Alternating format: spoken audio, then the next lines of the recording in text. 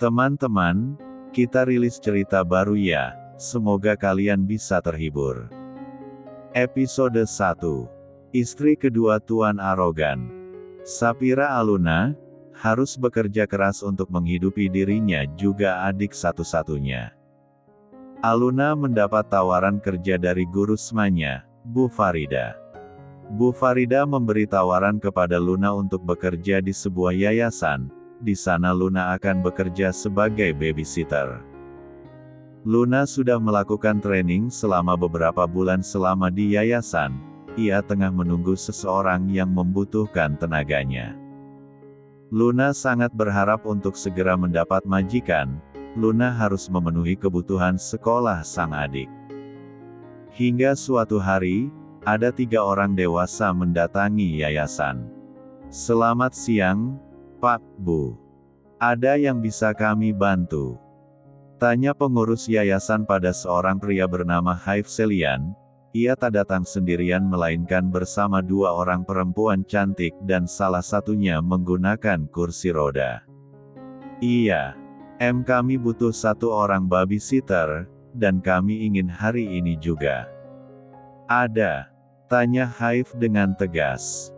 Haif memiliki perawakan tinggi dan dada yang bidang. Wajahnya putih bersih, ia juga memiliki alis yang cukup tebal dan hitam pekat. Mata bulatnya menampakkan raut ketegasan ketika menatap siapapun yang menjadi lawan bicaranya. Lah memiliki seorang istri yang cantik juga 3 orang anak dan salah satunya baru lahir sekitar 2 bulan yang lalu. "Bisa sekali, Pak. Kebetulan ada 1 babysitter yang siap untuk bekerja," tutur pengurus yayasan. "Sebentar, saya panggilkan dulu orangnya." Pengurus yayasan itu masuk ke sebuah ruangan, di mana ketika ia kembali Luna sudah berjalan di belakangnya. Luna menundukkan kepalanya, tubuhnya yang mungil membuat Haif sedikit melontarkan pertanyaan. "Berapa usianya? Apa dia masih di bawah umur?" tanya Haif sembari memperhatikan postur tubuh Luna yang mini. Luna seketika mengangkat kepalanya, mengerutkan keningnya mendengar pertanyaan Haif. "Oh, tidak, Pak. Dia sudah cukup umur," jawab pengurus yayasan. "Sayang. Aku kayaknya cocok deh sama dia, kita ambil dia aja," pinta Selina, istri dari Haif. Haif yang terlihat gagah berwibawa, seketika merunduk merendahkan tubuhnya di samping sang istri. Suara tegasnya berubah lembut ketika hendak berbicara dengan istrinya. "Lin, kok kamu langsung main cocok aja, kan kita belum tahu dia seperti apa. Kenalan juga belum, terus. Sayang, apa pernah feeling aku meleset?" Selina berucap dengan yakin. Haif terdiam, ia mengatupkan kedua bibirnya dan mengingat bagaimana cara sang istri menilai sikap seseorang bahkan yang belum ia kenal sekalipun. "Ya sudah." Haif berdiri, dan kembali menatap Luna dengan tajam. "Kami ambil dia," seru Haif. Pengurus yayasan tersenyum. Begitupun dengan Luna yang merasa senang karena ia akan segera mulai bekerja. "Boleh sekali, Pak. Namun sebelum itu saya memiliki syarat khusus untuk keluarga yang akan memperkerjakan Luna," ujar pengurus yayasan. "Syarat khusus? Apa itu?" tanya Haif. "Luna hanya bekerja dari jam 6 pagi sampai jam 7 malam. Setelah itu dia akan pulang dan tidak menginap di rumah majikannya," pengurus yayasan menuturkan. Haif sedikit terkejut, pasalnya ia menginginkan babysitter yang ada di rumahnya setiap saat. "Tapi saya ingin yang bisa 24 jam di rumah." "Memangnya apa alasan dia tidak bisa menginap?" tanya Haif dengan nada yang sedikit tak terima. "Begini, Pak. Luna ini yatim piatu. Luna hidup berdua dengan adiknya yang masih sekolah di bangku SMP. Mereka tinggal di kontrakan, dan Luna tidak bisa membiarkan adiknya tinggal sendirian.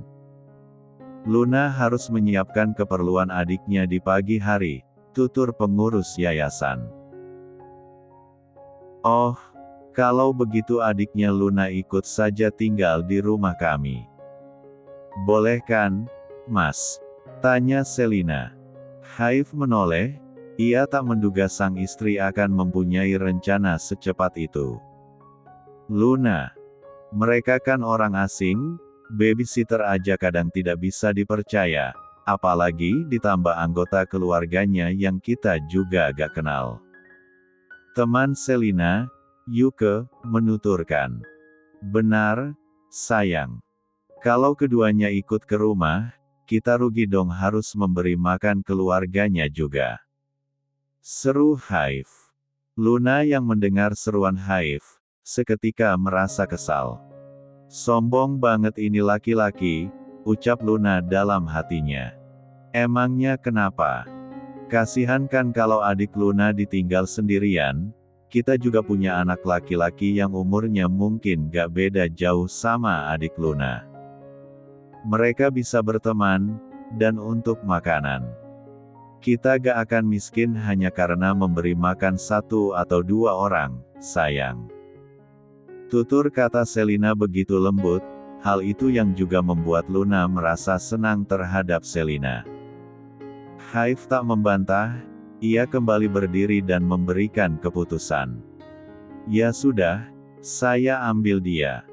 Sekalian sama adiknya. Seru Haif. Alhamdulillah. Baik kalau begitu boleh saya minta alamat rumah Bapak. Nanti Luna akan segera datang, dia harus menjemput adiknya lebih dulu. Pengurus yayasan menjelaskan. Ya sudah Luna ikut kami sekarang, dan kami akan mengantar dia menjemput adiknya. Iya kan, Mas? Tanya Selina lagi yang membuat Haif tak bisa menolak. Iya. Haif terpaksa menyetujui. Lin, kok kamu segitu royalnya sama dia? Tanya Yuke yang merasa tak suka dengan sikap temannya yang terlalu baik terhadap Luna. Gak apa-apa, apa masalahnya? Kasihan dia harus naik angkutan umum jemput adiknya, terus naik angkutan umum lagi buat menuju ke rumah aku. Kalau bisa bareng, kenapa harus perginya masing-masing? Tanya Selina. Bu, maaf. Gak apa-apa, kok. Saya bisa berangkat sendiri ke rumah ibu nanti, saya janji saya gak akan lama. Luna meyakinkan. Enggak, kamu bareng kita aja sekarang. Seru Selina yang bersikukuh dengan keinginannya. Ya sudah Luna, kamu siap-siap sekarang aja. Pengurus yayasan meminta. Baik, Bu. Saya ambil tas dulu, ujar Luna. La pun berlari menuju ruangan, dan kembali dengan cepat. Saya sudah siap, Bu. Luna telah berdiri kembali di depan Haif dan istrinya. Ya sudah, kita berangkat sekarang. Selina dan Haif berpamitan, dan mereka pun mengantar Luna untuk menjemput adiknya. Semua sudah di dalam mobil, dan Haif pun mulai melajukan mobilnya menuju kediaman Luna. Luna, adik kamu ada di rumah atau masih di sekolah? Tanya Selina. Biasanya kalau jam segini sudah di rumah, Bu. Luna menjawab seadanya. Oh, bagus kalau gitu. Jadi kita langsung ke rumah kamu, ya? Seru Selina. Luna mengangguk, sekilaslah memperhatikan posisi duduk majikannya. Kok ini yang duduk di depan malah temannya Bu Selina? Dalam hati Luna bertanya-tanya. Terlihat jelas bagaimana tatapan mata Yuke pada Hafi, yang menurut Luna seperti menyimpan perasaan. Namun Luna tak berlebihan dalam memikirkan hal itu, Luna tak mau ikut campur urusan majikannya. Ia hanya akan fokus pada pekerjaannya, dan akan bekerja sebaik mungkin agar dapat terus memenuhi kebutuhan sang adik juga kebutuhan dirinya. Episode 2. Sesampainya di rumah kontrakan Luna, Luna segera turun dan berlari ke rumahnya. "Dek, ayo bantuin kakak beresin barang-barang kita," pinta Luna dengan tergesa. "Kok diberesin? Emangnya kita mau kemana, Kak?" tanya Nuka, adik laki-laki Luna yang berusia 13 tahun. "Kamu harus ikut kakak tinggal di rumah majikan kakak," jawab Luna sembari membereskan barang-barangnya. "Hah? Emang kakak udah dapat majikan?" tanya Nuka yang juga membereskan barang-barangnya. "Iya. Alhamdulillah, cepetan dek. Kasihan mereka nunggu," pinta Luna. "Iya, Kak." Nuka mempercepat gerakannya.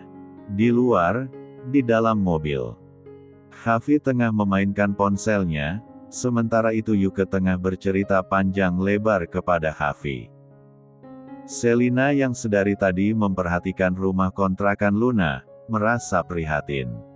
Anak semuda Luna sudah harus kerja keras buat menghidupi adiknya. "Aku pasti gak akan salah menilai Luna, dia pasti anak yang baik." Selina yang usianya berbeda 9 tahun dari Luna, merasakan bahwa Luna adalah gadis yang mudah disukai banyak orang. La berniat untuk menganggap Luna sebagai adiknya sendiri, Selina merasa bahwa Luna memang anak yang jujur. "Vi, kamu dengerin aku cerita gak?" tanya Yuke yang kesal ceritanya tak direspon oleh Hafi. Hafi tak menjawab, ia asik dengan gawainya. "Sayang." Mendengar suara sang istri, Hafi langsung menoleh. "Iya, sayang. Kenapa?" tanya Hafi. Yuke yang melihat itu, sontak memalingkan wajahnya karena Hafi berbeda sikap terhadapnya. "Kamu susulin Lun, Gi? Kok dia lama?" "Iya. Barangkali ada dia butuh bantuan," ucap Selina. "Lin, kamu tuh berlebihan deh, biarin aja kenapa sih?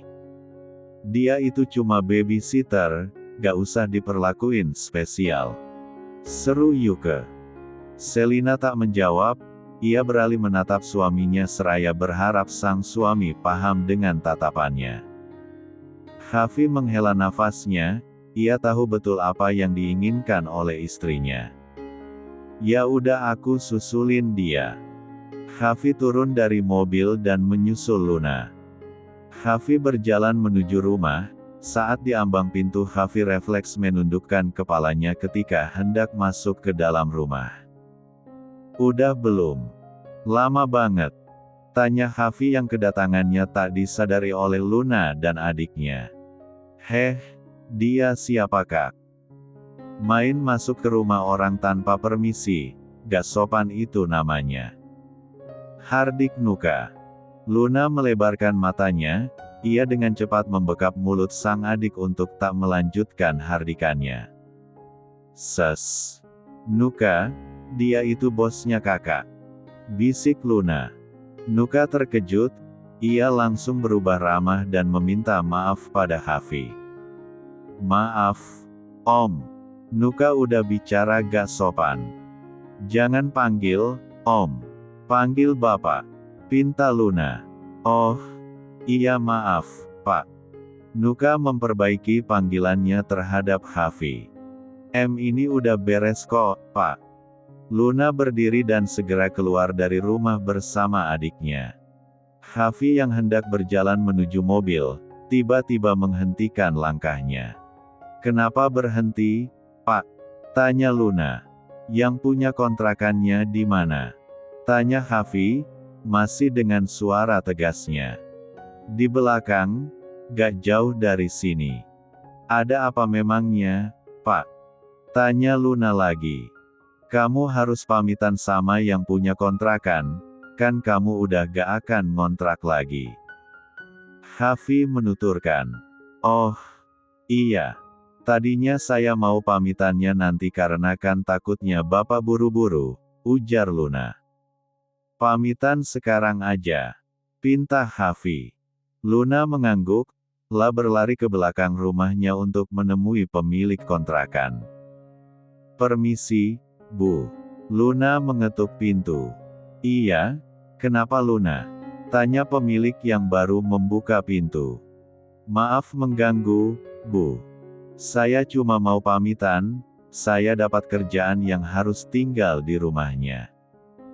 Jadi saya gak akan tinggal di kontrakan dulu, ujar Luna. Oh, alhamdulillah kalau gitu Lun. Semoga betah ya kerjanya, ucap pemilik kontrakan yang begitu baik pada Luna juga adiknya. Iya, Bu amin. Tapi kalau semisal nanti saya butuh kontrakan, boleh kan balik ke sini lagi? Tanya Luna. Boleh dong. Pokoknya kapanpun kamu butuh kontrakan, pasti bakal ibu siapin. Pemilik kontrakan yang tak memiliki anak perempuan itu sudah menganggap Luna seperti anaknya sendiri. Semasa kedua orang tua Luna masih hidup pun pemilik kontrakan itu selalu banyak membantu. Makasih banget, Bu. Ya sudah kalau gitu saya pamit sekarang, ini kunci kontrakannya. Luna mengembalikan kunci rumahnya. Iya, hati-hati, iya. Luna mengangguk, lapun kembali berlari menemui majikannya. Sudah, Pak. Luna mengatur nafasnya yang tersengal. Hafi mengangguk, lalu ia meminta Luna untuk masuk ke dalam mobil. Hai, udah beres? Tanya Selina saat Luna membuka pintu mobil. Sudah, Bu. Maaf saya lama, ucap Luna. Gak apa-apa, masuk. Pinta Selina. Luna dan adiknya pun masuk ke dalam mobil, dan Luna duduk di samping Selina. Semoga kamu betah ya kerja sama saya, ya. Selina menerima Luna dengan tangan terbuka. Amin. Luna bersyukur, pertama kali ia mendapat pekerjaan, Luna langsung mendapatkan majikan yang begitu baik hati dan bertutur kata lembut. Sesampainya di kediaman keluarga Hafi, Luna terkesima melihat megahnya rumah majikannya. Kak, rumahnya besar banget, kayak yang aku lihat di TV. Nuka begitu kegirangan. Haha, kamu lucu banget, sih.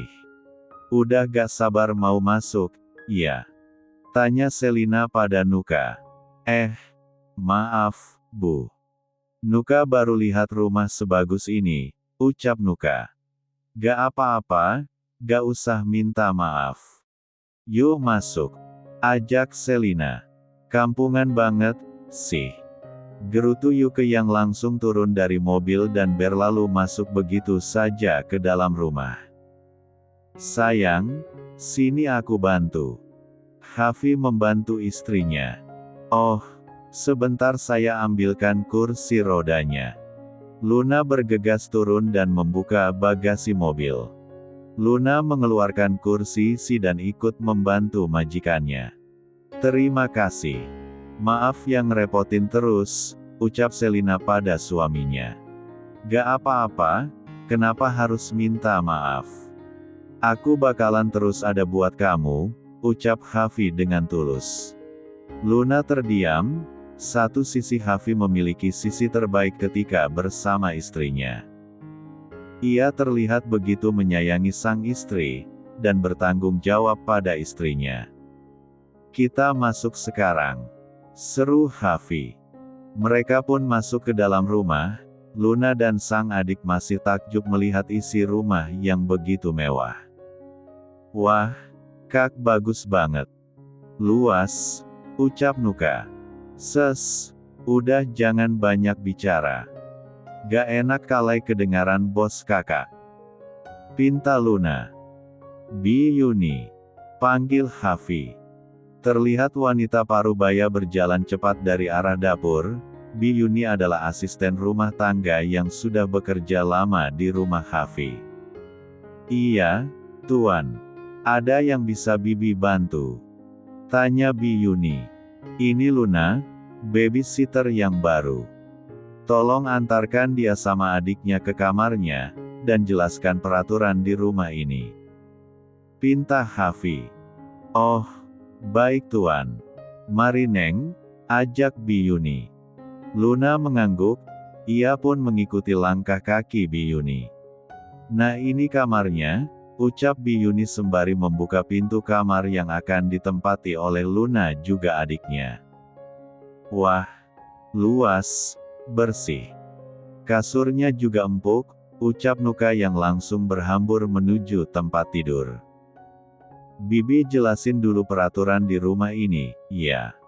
Pertama, harus selalu bangun pukul 5 pagi. Kamar harus selalu rapi, walaupun kamar kita sendiri. Tuan Hafi paling gak suka sama orang yang jorok. Kedua, jangan pernah masuk ke kamar orang lain sembarangan, termasuk kamar Bibi. Tuan Hafi sangat menghargai privasi seseorang, walaupun sesama pembantu. Ketiga, jangan menanyakan apapun yang menjadi urusan majikan, kita gak boleh kepo. Gak boleh mengobrol berlebihan sama majikan, cukup sewajarnya antara pembantu sama majikan. Terakhir yang pasti harus selalu nurut sama perkataan majikan, sekalipun itu bertentangan sama kita. Udah, nanti yang lain-lainnya kamu juga bakal tahu sendiri. Bibi ke dapur dulu, harus masak buat nanti makan malam. Biyuni berpamitan, lalu Luna masuk ke dalam kamar dan membereskan barang-barangnya. Nuka, ingat apa yang dibilang sama Biyuni. Kamar kita harus selalu rapi. Seru Luna. Iya, Kak. Nuka menjawab. Ingat, kakak butuh kerjaan ini, jadi tolong bantu kakak. Jangan bikin ulah, jangan sampai kakak kehilangan kerjaan kakak. Ngerti? Tanya Luna. Ngerti, Kak. Nuka ikut membereskan barang-barang serapih mungkin. Tak lama, suara telepon berbunyi. Luna dan Nuka begitu terkejut, mereka mencari keberadaan telepon itu. Kak, ini teleponnya bunyi, angkat. Seru Nuka. Perlahan, Luna mengangkat telepon itu. Halo. Tanya Luna dengan gugup. Ke ruang tamu sekarang. Seru Hafi di balik telepon. Siap, Pak. Luna segera menutup telepon dan berlari menuju ruang tamu. Luna melihat orang-orang tengah berkumpul di ruang tamu. Hal itu seketika membuat Luna semakin gugup. Maaf jika saya lama, Pak. Luna merundukkan kepalanya. Gak lama, kok. Oh iya, Mah. Ini Luna, babysitternya anak-anak. Selina memberitahukan hal itu pada mertua juga ibunya. Ya, di rumah Hafi tinggal banyak sekali orang. Dari mulai, Ibu Selina. Kedua orang tua Hafi pun tinggal bersama mereka, juga ketiga anak Hafi dan Selina yang masih kecil-kecil. Untuk Yuke, dia tidak tinggal di rumah Selina. Namun hampir setiap hari ia berkunjung ke rumah Selina, sampai membuat ibu juga mertua Selina bosan. Yuke adalah teman dekat Selina, namun sikapnya banyak tak disukai oleh orang rumah. Selamat sore, saya Sapira Aluna. Panggil saja Luna, sapa Luna sembari membungkukkan badannya. Sore. Kamu umurnya berapa? Badan kamu mungil, kayak anak ABG. Ibu Selina berucap. Iya, masih imut-imut kayaknya. Ibu Hafi ikut menimpali. Oh, umur saya 18 tahun, Bu. Badan saya memang kecil, nurun dari ibu saya. Luna menuturkan. Oh, 18 tahun itu kalau gak salah baru lulus sekolah SMA, iya. Tanya Ibu Hafi. Iya, Bu. Luna menjawab. Kenapa udah kerja? Gak kuliah? Tanya Ibu Selina. Luna menggelengkan kepalanya, Ia merasa sedih ketika mendapat pertanyaan itu. Saya tidak bisa kuliah, karena harus mengurus adik, memenuhi kebutuhan sekolahnya. Luna memaparkan. Oh, gitu. Kamu tulang punggung keluarga. Orang tua kamu kerja apa? Tanya ayah Harvey. Luna menghela nafasnya, ia seakan berat menjawab pertanyaan dari ayah Harvey. Bu, ya.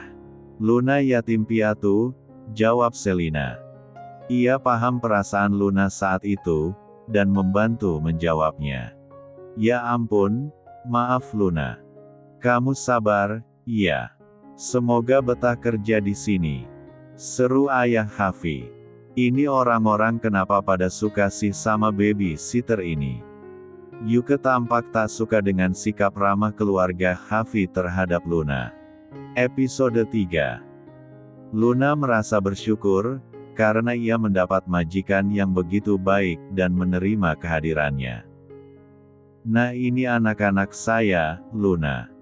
Selina meminta anak pertama dan keduanya untuk menghampiri Luna. Luna. Ini Brian, anak pertama saya usianya 9 tahun. Brian, ini Kak Luna. Nanti kamu kalau butuh apa-apa, minta tolongnya sama Kak Luna, ya. Pinta Selina. Iya, Mami. Halo, Kak Luna. Aku Brian, ucap Brian yang sangat sopan pada Luna. Luna merendahkan tubuhnya, ia mensejajarkan wajahnya dengan Brian. Halo, Brian. Aku Luna, kalau butuh apa-apa jangan sungkan, ya. Luna menyapa dengan ramah. Nah ini anak kedua saya, namanya Anissa usianya 7 tahun. Kamu panggil Ika aja, ujar Selina. Hai, Ika. Kamu cantik banget, ucap Luna sembari hendak mengelus pipi Anissa. Awas tangannya bersih gak? Main colek aja. Seru Yuka. Luna terdiam, lalu ia menarik kembali tangannya yang hampir menyentuh pipi Ika. Ika melirik dengan sinis ke arah Yuka, lalu ia dengan sengaja merapatkan tubuhnya pada Luna. Kak Luna cantik, pasti dia rajin jaga kebersihan. Ika berucap. Yuka terkejut, ia merasa sangat tersudutkan di depan semua orang. Ibu Selina dan Ibu Hafiz saling bertukar pandang, keduanya tampak tertawa kecil. Nah kalau yang ini, si bungsu. Anak ketiga saya, namanya Serena. Kamu panggil dia Rena aja, ujar Selina. Hai, Rena. Ini lagi mainin apa? Tanya Luna pada anak bungsu Harvey yang berusia 2 tahun. Tok-tok, jawab Rena dengan gemas. Tok-tok yang dimaksud Rena adalah lato-lato, sebutan tok-tok lah dapatkan karena mendengar suara yang dihasilkan lato-lato itu sendiri. Wah udah pinter bicara kamu, gemas sekali. Mau main sama Kak Luna? Tanya Luna mencoba untuk mendapatkan hati putri bungsu Harvey yang masih balita. Tugas kamu itu fokus di Rena, dia masih kecil dan pastinya belum ngerti apa-apa. Untuk Brian sama Ika kamu bantu sebisanya aja, tutur Selina. Baik, Bu. Luna harus bersiap untuk mendekatkan dirinya pada ketiga anak Harvey, terlebih Rena. Anak balita biasanya tak bisa langsung dekat dengan orang baru, hal itu menjadi sebuah tantangan bagi Luna. Sekarang jamnya Rena gantu popok, tolong kamu gantiin, ya. Kamar Rena ada di lantai 2, sebelah kiri paling pojok. Lina menuturkan. Baik, Bu. Ayo Rena, kita main di kamar Rena yuk. Bujuk Luna. Tampak Rena menatap Luna dengan asing, namun tak lama tangan mungil Rena meretang dan mendekat pada Luna. Luna lega, karena Rena mudah untuk dibujuk. Ia pun pergi menuju kamar Rena.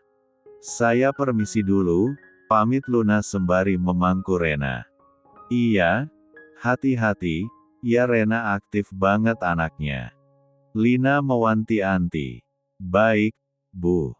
Setelah Luna pergi ke kamar, kedua anak Hafi dan Selina juga ikut masuk ke kamar mereka masing-masing. Tersisa keluarga Hafi dan Yuke di ruang tamu. Yuke, kamu gak pulang? Tanya Bu Windira, ibu Hafi. Masih betah, Tante. Yuke menjawab sembari terkekeh. Oh, ya udah kalau gitu kamu di sini.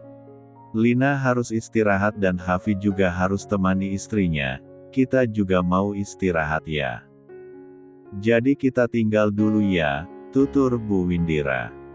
Yuke merasa kesal. Secara tak langsung ibu Hafi bermaksud untuk menyuruhnya pergi dari rumah Hafi. Aku ke kamar dulu ya, pamit Selina.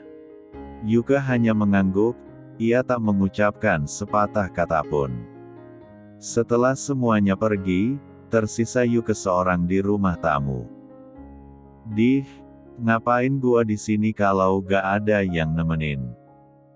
Mana Hafi ikutan masuk? Gerutu Yuke. La berdiri, dan dengan perasaan kesal keluar dari rumah Hafi. Di dalam kamar, Hafi membantu istrinya untuk berbaring.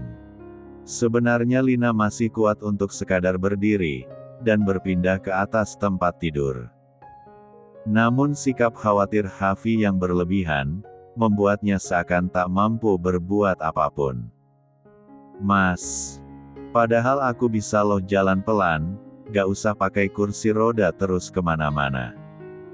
Lina menuturkan. Ya gak apa-apa pakai kursi roda, biar kamu gak capek. Kamu harus banyak istirahat, gak boleh kecapean. Hafi terlihat begitu perhatian pada istrinya.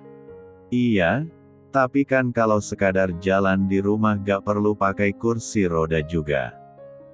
Aku kayak orang yang lumpuh aja, ujar Lina. Hafi terdiam, ia tetap menginginkan sang istri menggunakan kursi roda dengan alasan kesehatan. Selina mengidap penyakit kanker serviks stadium akhir, ia tengah menjalani pengobatan 1 tahun terakhir ini. Lina seringkali tiba-tiba drop, bahkan keluar masuk rumah sakit. Lina sudah pasrah dengan takdirnya, sehinggalah bahkan telah ikhlas jika nantinya ia yang harus meninggal lebih dulu. Lina juga mewanti-wanti pada sang suami. Lina telah meminta Hafi untuk ikhlas jika terjadi sesuatu padanya. Lina bahkan sudah membicarakan perihal penggantinya. Ia ingin Hafi mencari istri baru ketika suatu hari ia tak bisa bertahan lagi. Hal itu Lina katakan di hadapan keluarganya, juga Yuke. Hal itu pula yang membuat Yuke merasa memiliki kesempatan untuk menjadi pengganti Selina di hati Hafi. Namun yang terlihat selama ini, Hafi tak merespon lebih perhatian dan sikap manis Yuke padanya. Mas, coba ambilkan telepon, pinta Lina. Hafi menyerahkan telepon rumah ke dekat sang istri, lalu membantunya untuk menghubungi telepon yang ada di kamar putri bungsunya, Rena. Luna yang baru selesai mengganti popok Rena, terkejut ketika mendengar suara telepon. Hah, kaget aku. Luna segera mengangkat telepon, tak lupa ia menggendong Rena. Halo, Luna menyapa. Halo, Lun. Udah diganti popoknya? Tanya Selina. Oh, udah Bu. Baru selesai, jawab Luna. Oh, gitu. Sekarang jamnya Rena makan sore, kamu buatin makanan buat Rena. Menunya ada di laci nakas, dekat tempat tidur Rena. Di buku itu juga ada banyak rutinitas Rena setiap harinya, jadi kamu bisa tahu malam ini sampai ke depannya harus ngapain aja. Lina memberitahukan. Oh, baik Bu. Saya akan ambil bukunya dan saya akan baca dulu, sahut Luna. Ya udah kalau gitu, saya tutup ya. Lina mematikan panggilan teleponnya. Luna menaruh kembali gagang telepon, dan segera mengambil buku yang dimaksud oleh majikannya. Wah, lengkap banget. Aku baca dulu deh, ucap Luna. Ia pun membaca seluruh tulisan yang ada di dalam buku itu. Luna melirik ke arah Rena, ia memperhatikan tubuh anak majikannya yang begitu putih bersih. Selain genetik, pasti pengaruh dari makanan juga. Kulit Rena sehat banget, makanannya aja bagus-bagus semua. Luna membawa buku catatan itu ke dapur, dan segera menyiapkan makanan untuk Rena. Nah, Rena, kamu duduk di sini. Kakak mau buatin makanan buat kamu. Jangan berdiri, kalau berdiri nanti Rena jatuh. Nanti sakit, Rena ngerti. Luna mencoba untuk memberi arahan dengan cara berbicara sembari menatap kedua mata Rena. Gadis kecil itu mengangguk, dan duduk dengan tenang di kursi makannya. Dengan cekatan, Luna menyiapkan makanan sesuai yang ada pada buku panduan. Luna juga berusaha untuk selalu mengawasi Rena, ia takut jika Rena melakukan sesuatu yang berbahaya saat ia lengah. Tak lama makanan untuk Rena selesai dibuat, Luna segera mengambil kipas kecil agar makanan Rena segera bisa disantap. Rena yang tak sabar berkali-kali mencoba menyuapkan makanan ke dalam mulutnya, namun dengan lembut Luna memberi nasihat pada Rena. Tunggu sebentar, ya. Makanannya masih panas, kalau buru-buru Rena masukin ke mulut nanti lidah Rena sakit. Sabar ya, pinta Luna. Ajaibnya, Rena menurut dengan semua yang diucapkan oleh Luna. Tanpa Luna sadari, ada seseorang yang tengah memperhatikannya dari jauh. Sepertinya dia penyayang anak-anak, dia juga kelihatannya lemah lembut dan sabar juga. Semoga dia memang bisa dipercaya, ucap seseorang itu. Episode 4. Di kamar Rena, Luna baru saja selesai memandikan Rena. Dengan telaten, Luna merawat Rena seperti adiknya sendiri. Nah, sekarang Rena udah wangi. Udah siap buat bobo, Kak Luna siapin susu dulu, ya. Rena mau tunggu, atau mau digendong? Tanya Luna, lah berusaha untuk aktif berkomunikasi dengan Rena. Dong. Rena menjawab dengan bahasa bayinya.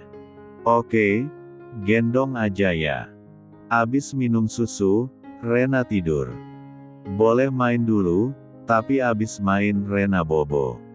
Oke. Luna masih mengoceh sembari membuat susu. Luna membawa Rena ke tempat tidur, dan memberikan susu pada Rena. Yuk minum susu, seru Luna. Rena berbaring, ia menikmati susu buatan Luna. Lagi-lagi, tanpa Luna sadari ia tengah diawasi oleh seseorang. Seseorang itu tampak fokus memperhatikan setiap gerak-gerik Luna, dan tampaknya ia puas dengan kinerja Luna yang baru sebentar itu. Bagus. Seseorang itu pergi meninggalkan kamar Rena, dan setelah Rena tertidur Luna pun keluar dari kamar. Menyenangkan ternyata ngerawat anak bayi, ucap Luna. Keruluk. Aduh. Luna memegang perutnya. Lapar, ucap Luna. La pergi menuju kamarnya, saat masuk ia mendapati sang adik yang tertidur. Saat hendak masuk, langkah Luna terhenti akibat teguran Biyuni. Neng. Tepuk Biyuni pada bahu Luna. Bibi. Ngagetin aja, kenapa Bi? Tanya Luna. Hehe maaf, ya. Bibi mau ngajak makan, yuk. Neng belum makan, kan? Sama ajak adiknya juga.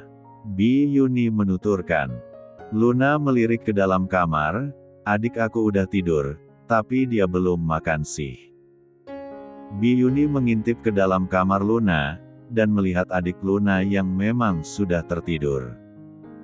Ya udah Neng makan aja sama Bibi di dapur, terus nanti bawain juga makanan buat adik Neng ke kamar. Kalau kebangun malam terus lapar udah ada makanan, ujar Biyuni. Oh, gitu ya Bi. Ya udah deh kalau gitu. Luna dan Biyuni pun beralih menuju dapur untuk makan malam. Di dapur Luna Biyuni segera makan, saat itu juga menjadi momen di mana Luna dan Biyuni saling mengenal lebih jauh. Jadi Neng tinggal berdua sama adik? Tanya Biyuni. Luna mengangguk, iya, Bi. Sebenarnya aku masih punya keluarga dari ibu, tapi saudara ibu yang lain orang berada semua. Sedangkan ibu, buat sehari-hari aja pas-pasan. Biasalah, Bi. Kalau kita susahkan mana ada yang mau nganggap kita saudara, ujar Luna sembari tersenyum miris. Biyuni menghela nafasnya, ia merasa iba pada Luna. Terus setelah orang tua Neng meninggalkan Neng belum dapat kerja, buat makan sehari-hari dari mana? Tanya Biyuni yang merasa ingin tahu semua tentang Luna. Orang tua aku meninggal pas di mana aku kelulusan, harusnya mereka datang ke sekolah tapi takdir berkata lain. Setelah ibu sama bapak meninggal, kebutuhan aku sehari-hari dibantu sama pemilik kontrakan. Beliau baik banget, Bu. Sampai aku ditawari untuk masuk yayasan sama guru di sekolah aku mau aja karena memang lagi butuh kerjaan buat memenuhi kebutuhan aku sama Nuka. Alhamdulillahnya sekarang aku udah kerja, tutur Luna dengan haru. Biyuni tersenyum, lalu mengelus lembut puncak kepala Luna. Neng yang sabar, ya. Semua yang terjadi di hidup Neng pasti itu yang terbaik, dan semoga Neng sama Nuka selalu dilindungi dan didekatkan dengan orang-orang baik. Dan betah juga kerja di sini, ujar Biyuni. Amin, semua doa baik semoga berbalik sama Bibi. Luna berucap dengan penuh syukur. Dan lagi, percakapan Luna dan Biyuni di dapur didengar oleh seseorang. Selesai makan malam, Luna dan Biyuni bermaksud untuk beristirahat. Biyuni sudah berpamitan dan masuk ke dalam kamar untuk tidur, dan Luna juga segera masuk ke dalam kamar untuk beristirahat.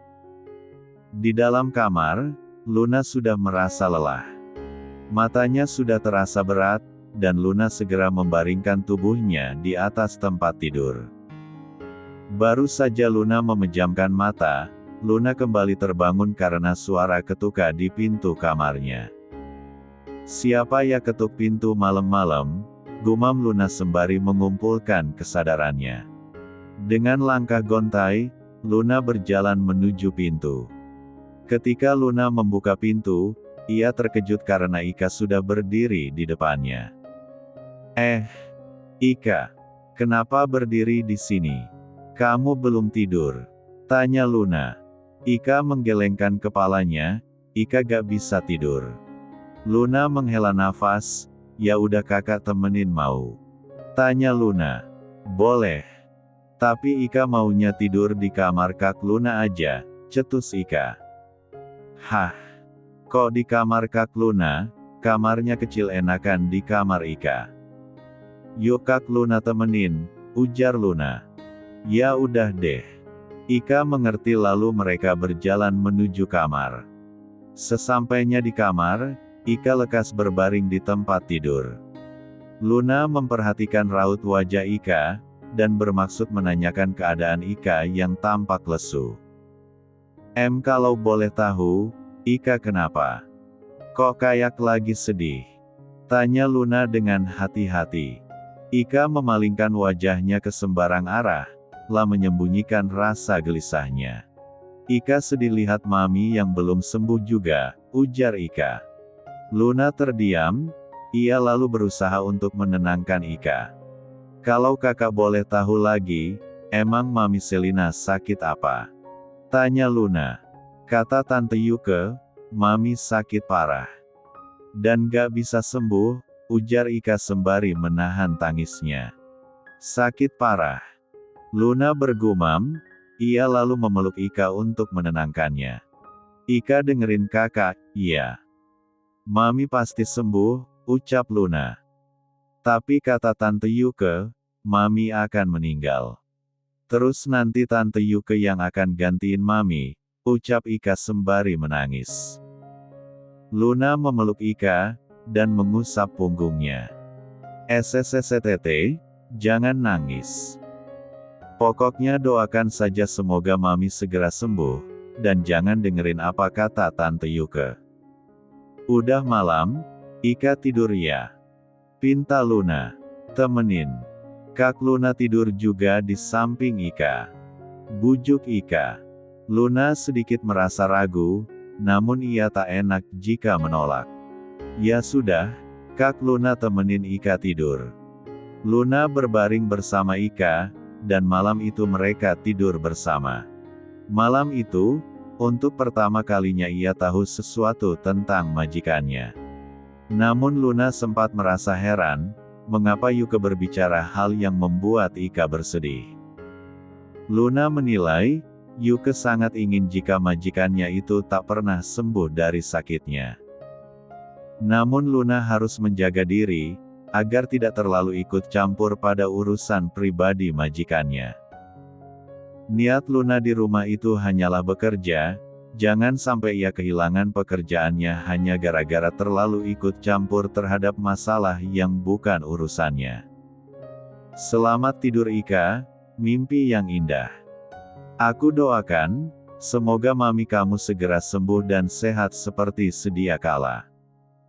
Aku harap kamu tidak merasakan kehilangan orang tua di saat usiamu yang masih kecil. Luna mencium kening Ika.